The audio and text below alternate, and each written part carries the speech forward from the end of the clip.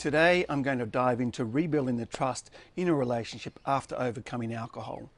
The number one thing is having open, honest communication and a willingness to listen to what's been said by your significant other and without judgment. And I'm going to come back to this topic, rebuilding trust, in the coming weeks and months, as it's fundamentally the cornerstone of any successful relationship, and critically more so when the trust has been violated to the point where it may seem rather futile to even try. But if you're anything like me, you can't give up on trying, and you can't give up at all costs. Otherwise, it's this give up victim self-sabotage mentality that'll come up again and again. And this will show up in all areas of your life. When my wife and I were going through all the various elements that I and we knew worked in unpacking alcohol addiction and its impact on our relationship, learning how to communicate in a positive manner around alcohol with Serena and about what we were experiencing was a key element. Be open about the good and the bad. It's a two-way street, so learning to not overreact is a valuable tool. And I'll come back to this in a minute with a personal experience. Communication is also about yourself and others, giving others space, and in the process, this helps the healing process along. And this is something you can never stop developing as a couple. Improving your communication skill is learning to speak out without judgment or without fear of judgment, and is not just big here but big everywhere. Get this right and you're well on your way to getting your addiction and relationship with yourself and others in really good shape. The rebuilding of trust is multidimensional, and it starts from within. By practicing this consistent trusting in your own decisions will over time have an automatic flow-on effect to those people that matter most, and to yourself. And in my case, first and foremost, my significant other. And the communication for rebuilding trust starts by being open to listen and hear your partner out without judgment or defense. Just listen and seek to understand what is making them doubt and help them build the trust back up by doing this. From my own experience, this was far from a walk in the park, and I'm at times still challenged. For example, recently my wife was on the other side of the world for 7 weeks.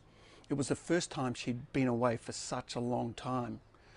And that was, since my full sobriety. And she was visiting her family where she's from Finland. And neither of us saw this coming when she had a bit of a wobble. In that her fears came up about, am I really staying sober? So we had what I thought at the time was a ridiculous conversation about her doubts and fears. That I may have been drinking while she was away, because in my view, I hadn't been. But fair enough, from her perspective, there was no one around to keep me accountable, and given her raw experience in the past experience, understandable for her to be having a wobble. She needed reassurance that I was doing well, and mentioned that to me quite clearly. But I reacted poorly, got defensive in the exchange, and I was upset that she didn't fully trust me. Subsequently, we both realized that it hadn't just gone away. It was in that moment I needed to allow her to speak and to be heard.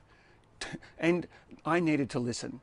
What became apparent to us both was that this conversation around her uncertainty needed to happen because we were spending time apart as Serena travels a bit with her business.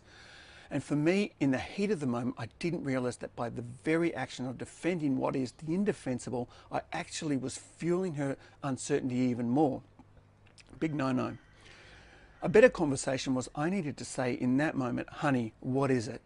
How can I help you feel more at ease?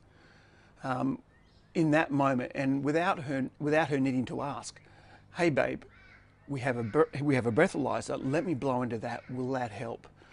We are on Skype, so long story short, because I had to self-test myself over Skype to help her feel more at ease, in that moment, the act alone was a huge trigger, as I felt my truth was being challenged again, despite what I knew to be true, that I hadn't been on the booze.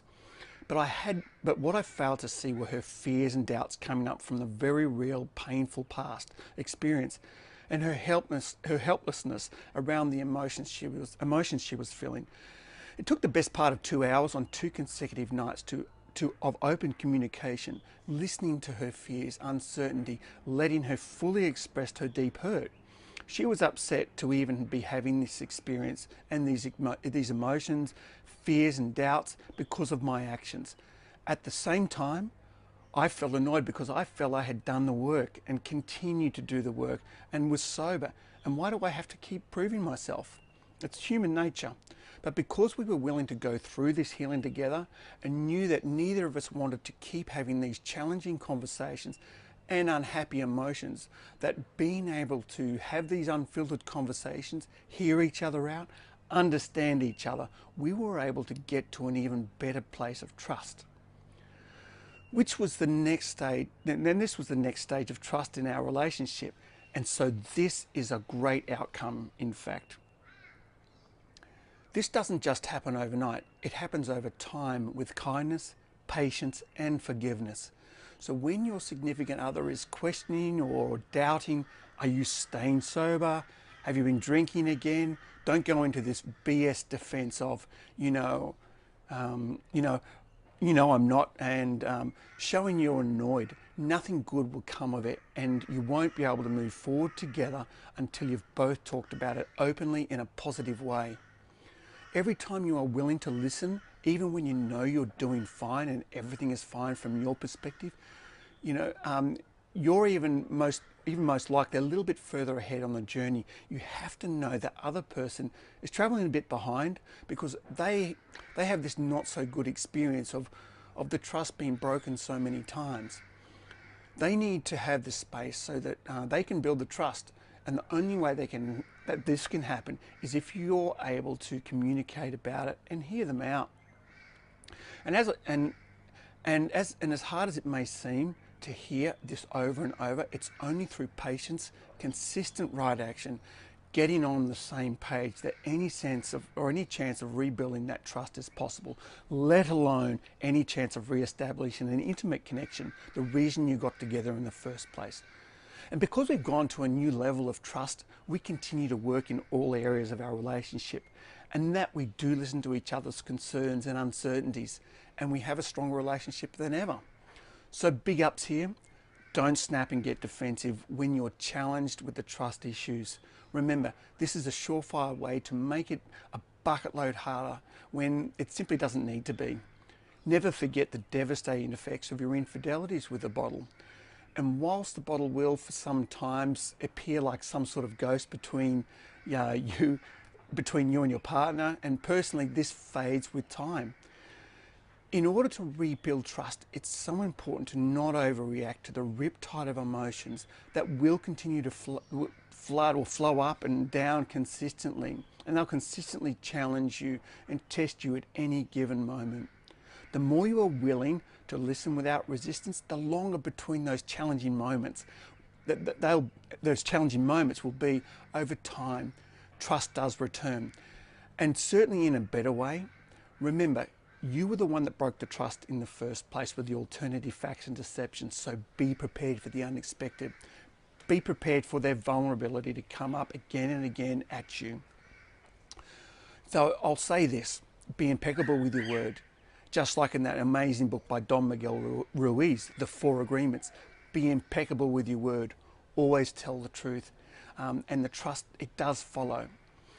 And without sort of going too much on more, I'd like to know what your feelings are about how you've been challenged, how you've rebuilt the trust, and what you've done and learned in the process. So please share in the comments below. I'd love to hear from you. Okay, see you later. And if you haven't already done so, check out our amazing training and webinar, and it's a free webinar on overcoming cravings and getting and staying sober at beyondboozeprogram.com/webinar. That's beyondboozeprogram.com/webinar. So one more time, beyondboozeprogram.com/webinar.